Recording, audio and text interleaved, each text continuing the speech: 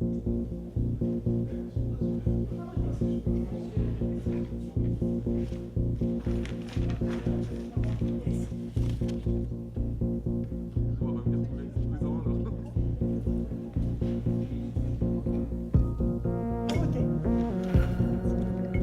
voter.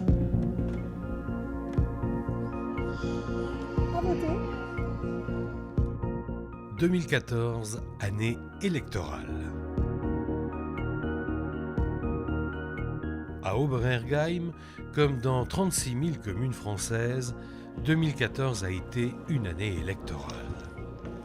Tous les 6 ans, les citoyens de la commune élisent le conseil municipal. C'est la base même de la démocratie. C'est le fondement de l'autorité publique. Les électeurs désignent leurs représentants, leurs conseillers municipaux. Pour Oberhergheim, commune de plus de 1000 habitants, cette élection a été, pour la première fois, un scrutin par liste. Patricia Rochelle. La liste présentée par la municipalité sortante a remporté 13 des 15 sièges à pourvoir. Ce sont les nouveaux conseillers municipaux qui élisent le maire et les adjoints. Là, peu de surprises. Corinne Sick a été élue maire d'Oberhergheim. De nouveaux adjoints ont intégré la municipalité, d'autres se sont vus investis de nouvelles compétences. Mais revenons à la chronique de l'année 2014. Paul Hegyi vit ses derniers 3 mois de maire. Comme chaque année, il assiste à la proclamation du palmarès du concours des maisons fleuries. C'est le grand rendez-vous du début de l'année. Cette cérémonie récompense les acteurs de l'embellissement d'Oberhergheim. Il faut rappeler qu'Oberhergheim s'est vu octroyer le label 2 fleurs. Cette distinction honore à la fois l'effort des particuliers, tout comme celui de la commune. Quand il s'agit de fleurir le village, chacun apporte son aide et contribue avec enthousiasme au fleurissement de la commune.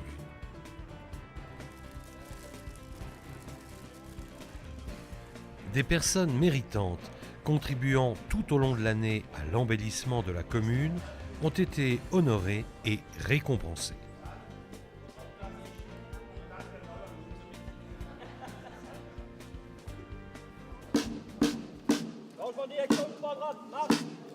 Autre événement du début de l'année, la commémoration de la libération d'Oberhergheim.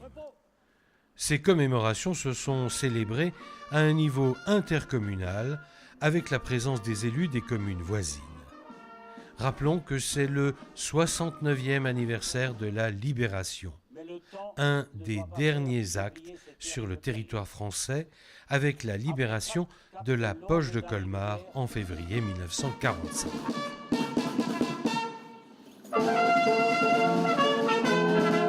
Garde à vous!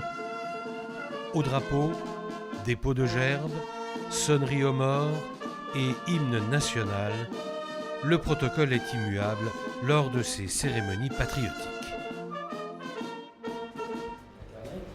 Et de communiquer avec les gens. Paul Hegyi a tenu à accueillir les jeunes citoyens d'Oberhergheim, ceux qui viennent d'avoir 18 ans. C'est simple, mais très apprécié par les enfants et le public. Après leur avoir projeté le film annuel, le maire leur a expliqué la vie de la commune, avant de leur remettre leur carte d'électeur. Signer sa première carte d'électeur est un acte de citoyenneté important. Ces jeunes citoyens, donc jeunes électeurs, ont pu participer aux élections de 2014. Autre tradition à Oberhergheim, comme dans d'autres communes, la collecte pour la Ligue contre le cancer. La Ligue est le premier financeur privé de la recherche en cancérologie. Chaque don permet de faire progresser la recherche scientifique et médicale. Rappelons qu'un homme sur 2 et qu'une femme sur 3 se verra diagnostiquer un cancer avant l'âge de 85 ans. Chacun et chacune se doit d'être concerné par la lutte contre le cancer. La municipalité a fait entretenir les nids de cigognes de la commune. Cette opération a nécessité l'utilisation d'une grande nacelle qui a permis aux courageux techniciens et à la caméra de se hisser à la hauteur des échassiers. Très joyeux, le carnaval des enfants a été le dernier acte officiel de Paul Héguy en tant que maire d'Oberhergheim. La batterie fanfare des sapeurs-pompiers a emmené le cortège à travers les rues de la commune. Une horde de fées, sorcières, Zorro et autres grimés et travestis ont déambulé devant le char du Carnaval Club avec un ours plus vrai que nature.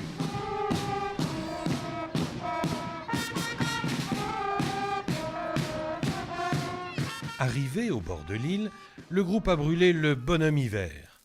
Les enfants se libèrent symboliquement de l'hiver en offrant une poupée de chiffon au bûcher.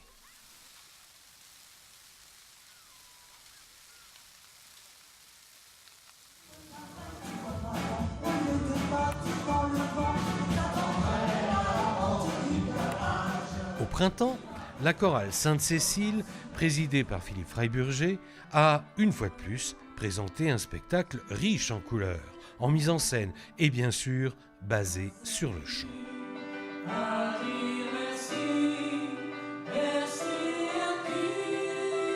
Plus de 3000 spectateurs ont suivi ce spectacle, donné à Oberhergheim, mais aussi au théâtre municipal de Colmar et à la salle du Riedbrun à Munzenheim.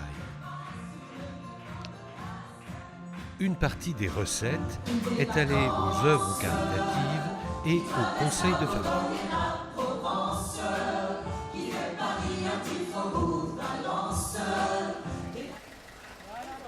Du terreau pour chaque foyer.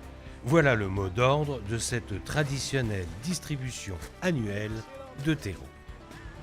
Depuis 1990, année où la municipalité s'est engagée dans le fleurissement communal, les habitants ont la possibilité de se servir en terreau gratuitement.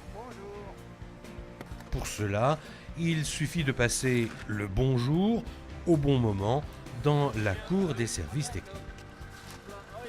Le but de cette opération, permettre à chacun de fleurir balcons et fenêtres. Il va sans dire que ce terreau doit absolument être utilisé à cet effet.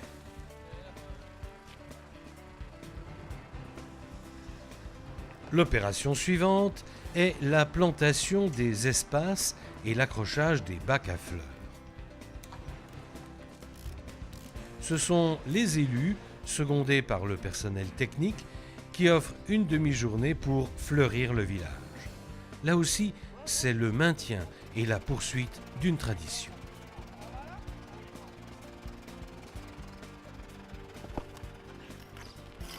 C'est aussi l'occasion de nettoyer et de curer les abords des rues et ruelles d'Oberhergheim.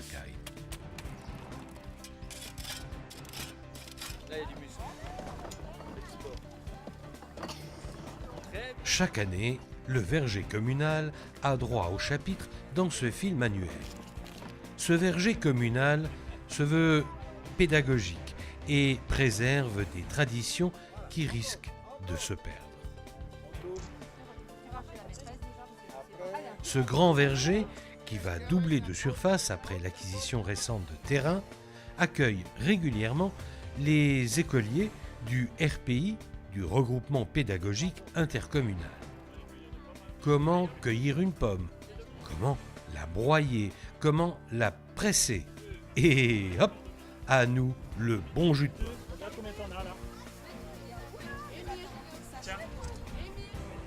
Autre lieu de verdure, les étangs du Turval. C'est dans ce cadre idyllique que l'UNC organise son désormais traditionnel barbecue. C'est le président lui-même qui est au feu. La technique est maîtrisée. En peu de temps, plus d'une centaine de côtelettes sont grillées et servies aux convives. On y vient en famille, en amis. C'est toujours une belle rencontre. Pour une commune, la rentrée des classes est toujours un moment important.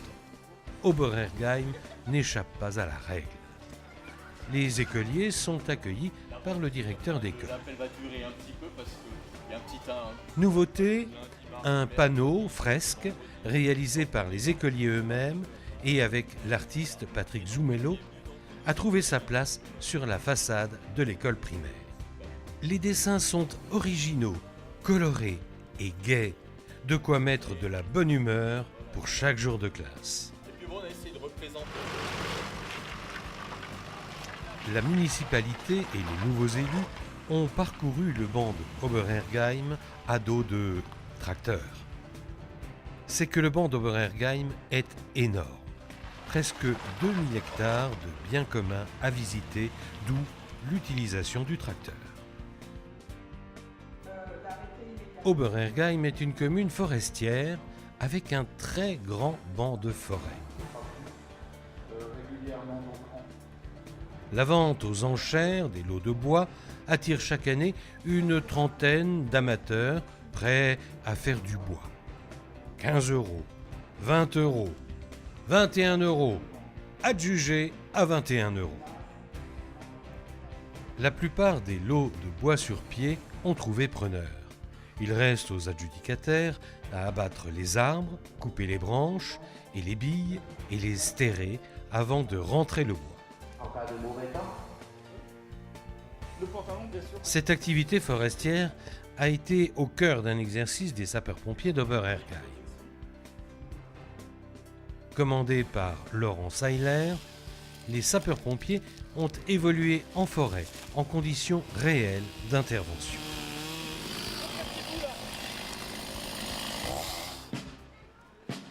On retrouve ces mêmes sapeurs-pompiers lors de la Sainte-Barbe.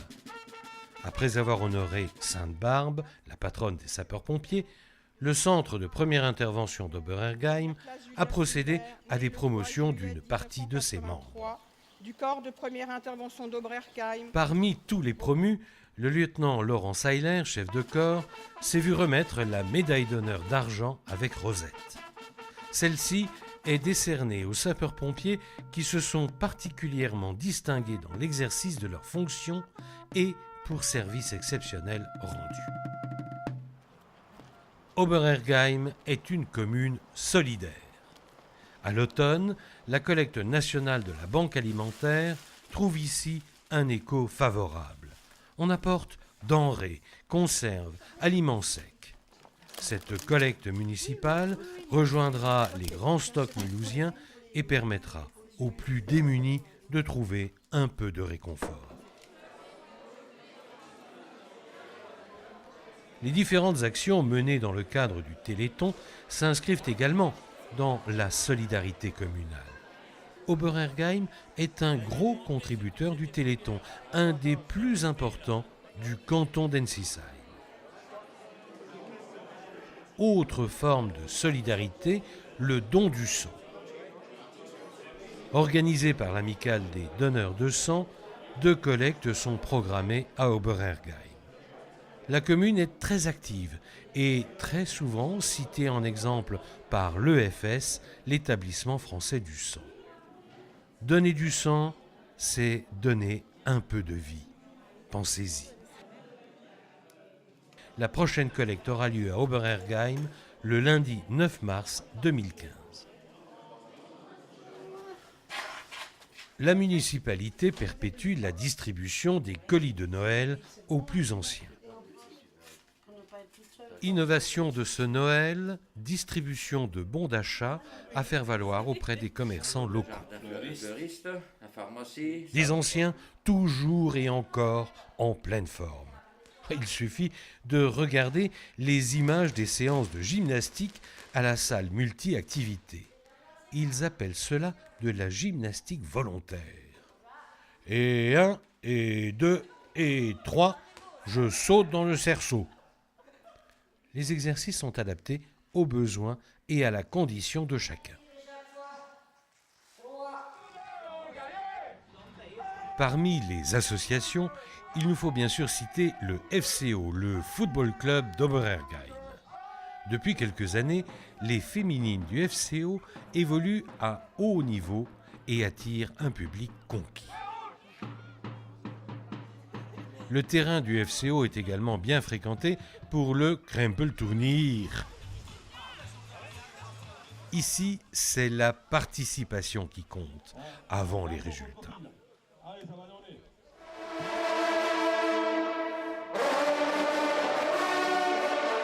Au début de l'hiver, les trompes de chasse sonnent dans le chœur de l'église Saint-Léger. C'est la messe de Saint-Hubert. Les chasseurs du Thurwald, adjudicataires des lots de chasse du domaine d'Oberergheim, rassemblent familles, élus et amis pour une messe rehaussée par les sonneurs de trompes de chasse. Là aussi, une tradition de plus de 20 ans, respectée au pied de la lettre.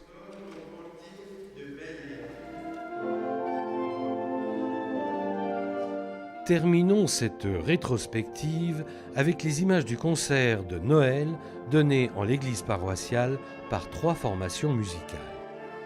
L'harmonie municipale et le groupe vocal Il était une voix, tous deux dirigés par Mimo, ont interprété des chants de Noël empruntés à tous les folklores européens. La chorale Sainte-Cécile a également contribué à ce magnifique concert dont le bénéfice de la quête est allé au Secours catholique.